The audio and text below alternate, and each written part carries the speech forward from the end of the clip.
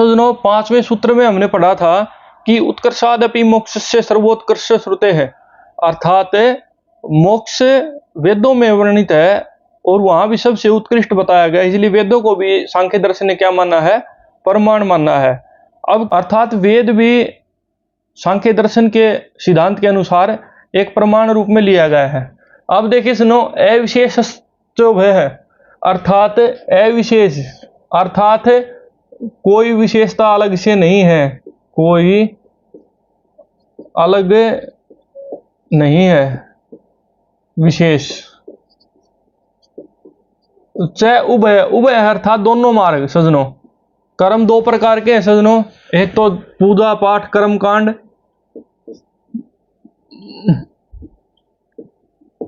उसके अलावा भौतिक यतन।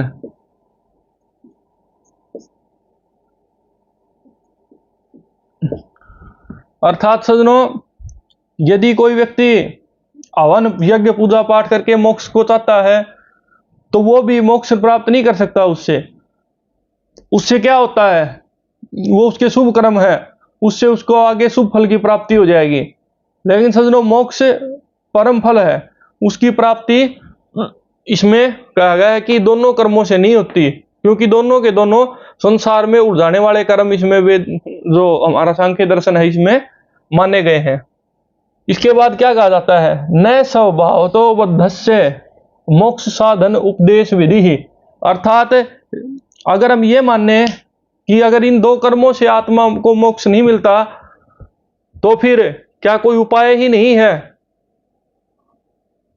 तो कहा गया है कि न स्वभाव तो बद्धस्य, अगर कोई स्वाभाविक रूप से, जिस प्रकार से सुनो हम उदाहरण लेते कुत्ते की पूंछ का, वो टेढ़ी रहती है हमेशा, उसी प्रकार से यदि आत्मा सदा से ही बंधन में शरीर के में, तो मोक्ष साधन उपदेश विधि, तो उसके लिए जो मोक्ष है उसके साधनों का उल्लेख करना भी क्या है, व्यर्थ है, यदि वो स्वभाव से बद्ध है। इसका अर्थ क्या है कि आत्मा जो स्वभाव से है वो बंधन में नहीं है।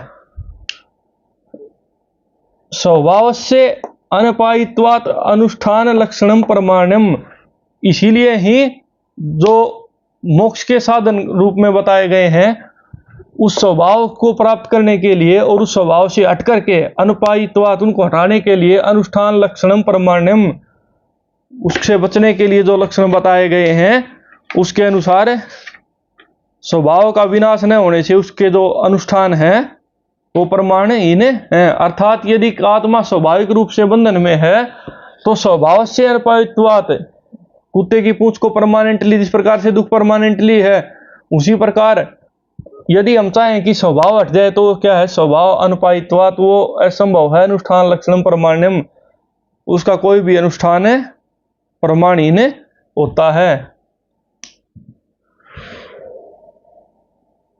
अप्रमाण्यम, उसका कोई भी वो अप्रमाण है। अब सज्जनों, जैसा कि हमने पिछले सूत्र में देखा था कि यदि आत्मा के स्वभाव को ही बंधा हुआ यानी कि शरीर के बंधन से युक्त मान लिया जाए तो कोई भी चीज अपना स्वभाव नहीं छोड़ती, अंतकाल में वो अपने स्वभाव में ही आकर स्थिर होती है। तो इसलिए यदि वो स्वभाव से ही बंधन में है तो क्या कहा गया, न अशक्यात उपदेश विधि ही उपदिष्टो अनुपदेश है। जो हो ना सकने वाली चीज हो, न अशक्य जो हो नहीं सकती उस चीज का उपदेश करना भी उपदिष्टोपि अनुपदेश है, वो उपदेश किया और ना किया बराबर है। इसलिए यदि मोक्ष असंभव और आत्मा का स्वभाव ही बद्ध रहना है तो उसके लिए उपदेश किया जाना और ना किया जाना दोनों ही बेकार है।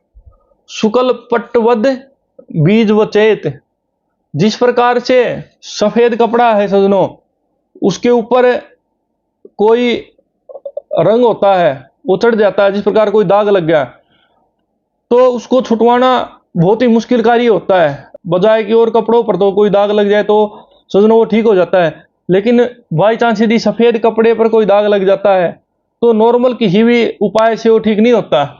बीजवत चेत, और जिस प्रकार से यदि कोई बीज है उसको थोड़ा सा गर्म कर दिया जाए तो उसकी अंकुरण की शक्ति समाप्त हो जाती है, उसी प्रकार जो आत्मा है यदि उसका साधन मोक्ष का संभव नहीं है। तो उसी प्रकार जिस प्रकार से सफेद कपड़े पर दाग लग गया और वो मिटना बहुत ही मुश्किल है, उसी प्रकार से मोक्ष का साधन भी भौतिक ना होने के कारण, जो भौतिक सुख है इनके प्राप्त होने से अलग होने के कारण बहुत ही अलग बताया गया है। इन दो सूत्रों में यही बताया गया है कि मोक्ष असंभव नहीं है। लेकिन अब इससे अगला सूत्र आता है सज्जनों। तो सज्जनों, जिस प्रकार से यदि सफेद वस्त्र पर दाग लग जाता है और बीज को गर्म किया जाता है तो उसकी उर्वरक शक्ति समाप्त होने लग जाती है। लेकिन सज्जनों, क्या कहा जाता है, यह मुश्किल तो है, जिस प्रकार से मोक्ष मुश्किल है उसी प्रकार सांसारिक जीवन में ये चीजें मुश्किल तो है, सफेद कपड़े से दाग छुटवाना। लेकिन क्या कहा गया सुनो, शक्तियुत भवात भाव्यम नाशक्योपदेश है। लेकिन यदि हम बढ़िया तरह से कपड़े को साफ करते हैं और विभिन्न प्रकार के रासायनिक, जिस प्रकार से आज के दिन बहुत सारे डिटर्जेंट और बहुत सारी अन्य चीजें ऐसी चली हुई हैं, यदि हम उनका प्रयोग करते हैं और उस बीज को यदि हम दोबारा से थोड़ी सी गर्मी की बजाय थोड़ा सा यदि हम उसको विभिन्न प्रकार के मशीनों और उर्वरकों की सहायता देते हैं तो वो बीज भी कई बार सफल हो जाता है, अर्थात अंकुरित हो जाता है। उसी प्रकार मोक्ष के साधन को कठिन बताया गया है, पारलौकिक बताया गया है, थोड़ा सा अलग बताया गया है। लेकिन इनकी तरह जिस प्रकार से सफेद कपड़े से दाग खत्म होना बहुत ही मुश्किल है, क्योंकि वो उसकी प्रकृति में डल जाता है, उसी प्रकार प्रकृति और जीव बद्ध होने के बाद भी ऐसा नहीं है कि मोक्ष संभव नहीं है। यही सांख्य दर्शन में 11वें सूत्र में बताया गया है।